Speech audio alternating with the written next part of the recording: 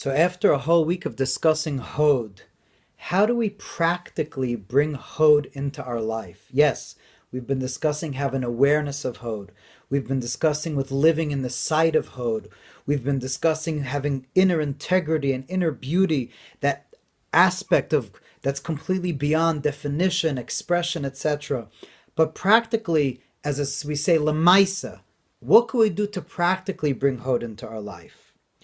So you know that out of the 7 shepherds of the Jewish people, Hod is the mid of Aaron HaKohen. Aaron HaKohen, the Kohen Gadol, is the inyan of Hod. And what's the idea that the Kohen Gadol is known as the inyan of Hod? Because the whole inyan of Avodah, of Kohen Gadol, is to bring that aspect of Hod, of Hashem, into the world.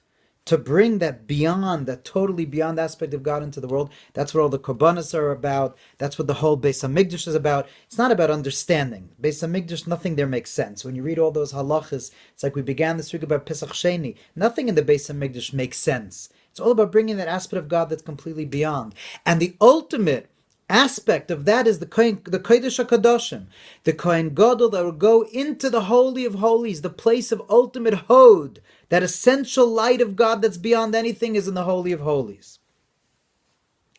But you know, there's a halacha. The Gemara in Brachos learns out from the pasuk in Mishlei. The verse in Proverbs says, Yikari mipninim, that Torah is more precious than pearls. And the Gemara Chazal make a play on words, mipninim, from pearls, mikoyin gadol shenichnas lifnai v'lifnim. That Torah is more precious than pearls means that Torah is more precious than the kohen gadol that goes lifnai v'lifnim, into the Holy of Holies. One that learns Torah is an even greater connection to God than the kohen gadol that goes into Kodesh HaKadoshim. You know why? So Lubavitch Rebbe Zecher Tzadik Levracha explained once, because the Kodesh HaKadoshim is the place where God's Ein Sof, where God's infinite light is revealed, and the Kohen Gadol, Aaron, goes into that place of Hod. You bow down and go into that place of Hod. You go into the infinite light of Hashem, that's the Holy of Holies. But when you learn Torah, you bring Hod into you. You're ingesting God's infinite light. And that's why the halacha is that when it comes to benching, even though we usually say a kohen benches, and how much more so a kohen gadol, if you have a kohen gadol that doesn't know how to learn Torah so much, and a person that has the worst yichus, but he's a Talmud Chacham, he benches, he goes first. Because a person that learns Torah is greater than going into the Holy of Holies. Imagine, people spend thousands of dollars to go to the Kotel. But there's something even holier than the Kotel. A Pasuk Chumash, a Mishnah, a sefer like Tanya, Mesilas Yesharim, learning Torah, learning everyday Chumash Rashi, learning everyday Chitas, Rambam every day, Sefer HaMitzvahs, whatever you learn Torah every day is bringing God's infinite light into you, bringing the Hod into you, which is why, as we're about approaching Shavuos, so you all know that one of the most famous Gemaras in the Gemara in Shabbos Daf Peiches, the Gemara says that chapter 8 of Psalms, chapter 8 of Tehillim, the Malachim had a taina on Hashem. The angel said to God, why would you give your Torah down below to human beings? Why would you give your Torah to human beings, to physical world? And the words that the pasuk is Tna Hoidcha Ala Shamayim.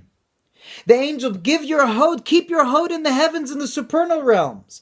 The angels, if you look over there in chapter 8 of Tehillim, the angel says, yes, you've made humanity very great. And those are the verses, by the way, those that are familiar with Rav Soloveitchik's Lonely Man of Faith, when he speaks about Adam 1, it's those verses that the angel says, yes, you've made man very great. You've given him heaven and earth. You've made him godlike.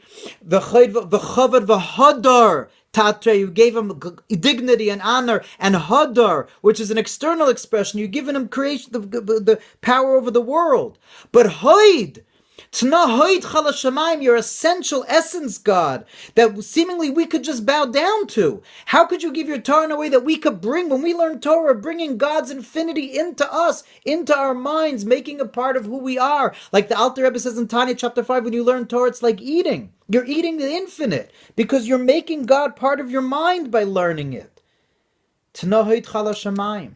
And therefore, malchus shebahoid, the most practical aspect of malchus, making it lamaisa, The ultimate malchus is Torah. Like the Gemara Gittin says, Man malchi Rabbanon. The ultimate kings are the Rabbanon, are those that learn Torah, because Torah is Hashem's hod in a way that we could access it. May we, mitzvah Hashem, go through this week, go out of this week of hod in a way to really strengthen our resolve, to give ourselves over and humbly acknowledge to God's infinity and live in that place all the time, and then bring it within us by strengthening our learning Torah every single day.